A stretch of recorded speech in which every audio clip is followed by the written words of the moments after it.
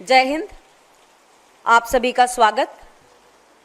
मैं कांग्रेस पार्टी का धन्यवाद करती हूं कि सेनाओं के इस अहम मुद्दे पर बात करने के लिए मुझे अवसर दिया, और इस बात का भी कि मैं ये प्रेस कॉन्फ्रेंस अपनी पार्टी की प्रवक्ता के रूप में तो करूंगी ही, लेकिन भारतीय सेना में 24 वर्ष की कमीशनिंग सेवा देने के बाद मैं ये प्रेस कॉन्फ्रेंस उस लिहाज से भी करूंगी।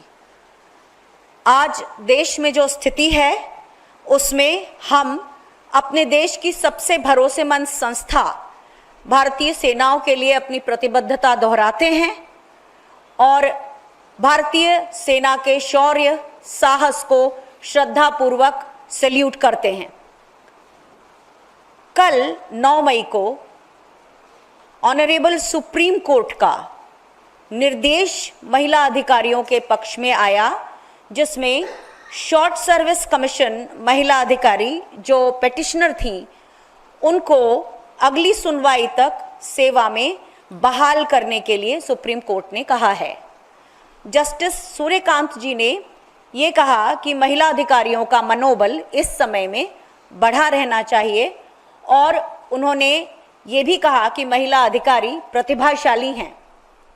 केंद्र सरकार की तरफ से ये कहा गया था कि हर वर्ष केवल 250 शॉर्ट सर्विस कमीशन अधिकारियों को ही परमानेंट कमीशन दिया जा सकता है, 600 के 700 के लगभग जो होते हैं उसमें से, और सेनाओं में अधिकारियों का युवा काडर होना बहुत ज़रूरी है।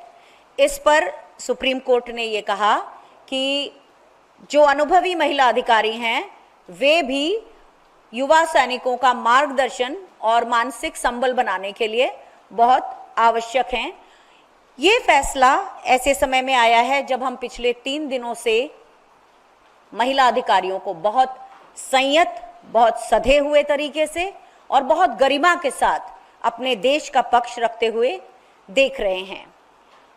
माननीय सुप्रीम कोर्ट का ये फैसला महिला अधिकारियों के लिए उम्मीद की किरण है, और ये permanent commission Babita Punia versus government of India case के कारण संभव हो सका। मैं खुद इस केस की एक बेनिफिशियरी रही हूं। जब 1992 में कांग्रेस की सरकार ने पहली बार महिला अधिकारियों की एंट्री शुरू की थी, तब वायुसेना ने रक्षा मंत्रालय के तरफ से एक सर्कुलर 25 नवंबर 1991 को जारी किया था, जिसमें ये कहा गया था कि एक पायलट प्रोजेक्ट के रूप में, यानी कि 5 वर्षों के लिए प्रयोग के तौर पे महिला अधिकारियों को लिया जाएगा, और अगर वो सफल होता है प्रयोग तो आने वाले 6 सालों के लिए उन्हें एक्सटेंशन दिया जाएगा, और 11 वर्षों के बाद महिला अधिकारियों से पूछा जाएगा कि क्या वे पेंशनेबल सर्विस ज्वाइन करना चाहती हैं।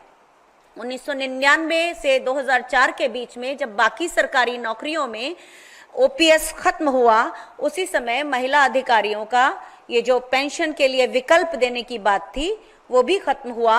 आगे चलकर 2007 में विंग कमांडर अनुपमा जोशी और स्क्वाड्रन लीडर रुखसाना हक ने पहले ये केस कोर्ट में दायर किया, और उसके बाद थल सेना की भी महिला अधिकारियों ने इस केस को साथ में फॉलो किया, और 2009 के बीच में आते आते सारे केस क्लब करते हुए 14 दिसंबर 2009 को दिल्ली की हाई कोर्ट ने ये केस फैसले के लिए सुरक्षित कर लिया।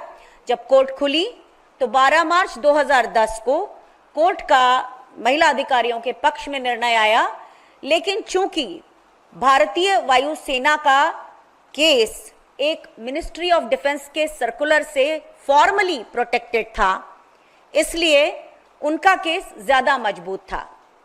इस दौरान हम करीब 15 महिला अधिकारी 23 मार्च 2010 को राहुल गांधी जी से अपनी वकील सुश्री रेखा पल्ली जी के साथ मिले, और उन्होंने हमें आश्वासन दिया कि केस के मेरिट पर वो हमारा केस जरूर रक्षा मंत्रालय के सामने रखेंगे। चूंकि भारतीय वायुसेना की महिला अधिकारियों के केस के ऊपर एक पॉलिसी लेटर इशू हुआ था, तो मेरे जैसी 23 महिला अधिकारियों को तभी परमानेंट कमीशन मिल गया था, लेकिन सेना में इस तरह का कोई पॉलिसी लेटर नहीं निकला था, तो तो Babita Punia versus government of India case की बाकी महिला अधिकारियों को सुप्रीम कोर्ट में अपनी लड़ाई आगे के 10 सालों तक लड़ना पड़ी। नौसेना की महिला अधिकारियों ने काफी बाद में जाकर कोर्ट में अपनी परमानेंट कमीशन की लड़ाई लड़ी। तो सेना की महिला अधिकारियों में, जिनमें हमारी कर्नल सोफिया कुरैशी भी शामिल हैं, इनको 2020 के निर्णय से पेंशनेबल सर्विस मिली और नौसेना के अधिकारियों को उसके अगले साल। लेकिन ये उन्हीं सबको मिला जो अपना केस कोर्ट में लड़ने गई। कल जो सुप्रीम कोर्ट का निर्णय आया है बहुत राहत देता है, जिसमें आज जो हमारे देश का माहौल है उसमें महिला अधिकारियों को भी उनका मनोबल बढ़ता है। और ये भी हुआ है कि 2006 के बाद कुछ अच्छी बातें हुई, लगातार पॉलिसीज बदली। 2.5 साल पहले महिला अधिकारियों को एनडीए के रूट से भी एंट्री मिली है, यानी कि हम सोच सकते हैं कि आज से लगभग 30 सालों के बाद हम एक या एक से अधिक सेनाओं में महिला सेना अध्यक्ष देखेंगे। और जो रूट सीडीएस का रूट पुरुष अधिकारियों के लिए खुला है, उसी तरह की जो स्पेशल एंट्री की स्कीम थी उससे महिला अधिकारी आती थी, तो वो रूट अभी शायद धीरे धीरे करके उसे रिकंसिडर किया जा रहा है। तो इस समय पे जब सुप्रीम कोर्ट का ये निर्णय आया है कि महिला अधिकारियों को तब तक बहाल रखा जाए जब तक कि अगली सुनवाई अगस्त में नहीं होती, हम इसका बहुत स्वागत करते हैं। हम अपने देश की सेनाओं के साथ हैं और हमारे देश की सेना के सभी लोग जो तिरंगे को अपने खुद से ऊपर रखते हैं, उन सभी का हम श्रद्धा करते हैं, उन सब का हम सम्मान करते हैं और हर सैन्य कर्मी के शौर्य को हमारा सलाम है। तो ये आज का हमारा मुद्दा है।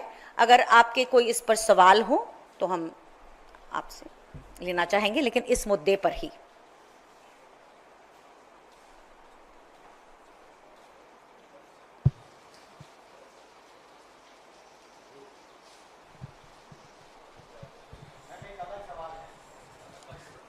इस मुद्दे से जुड़ा सवाल है तो जरूर।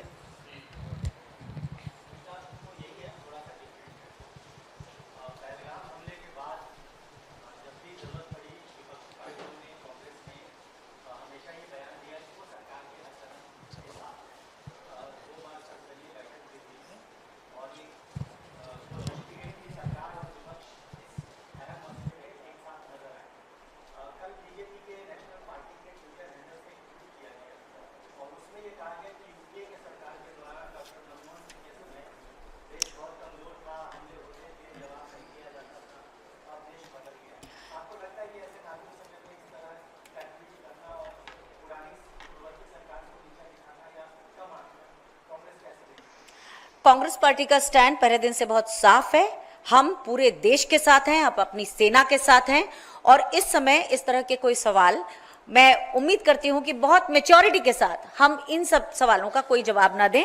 हम पूरे देश के साथ खड़े हैं, ये स्टैंड हमारा ऑफिशियल स्टैंड है और हम उसी के साथ रहना चाहते हैं।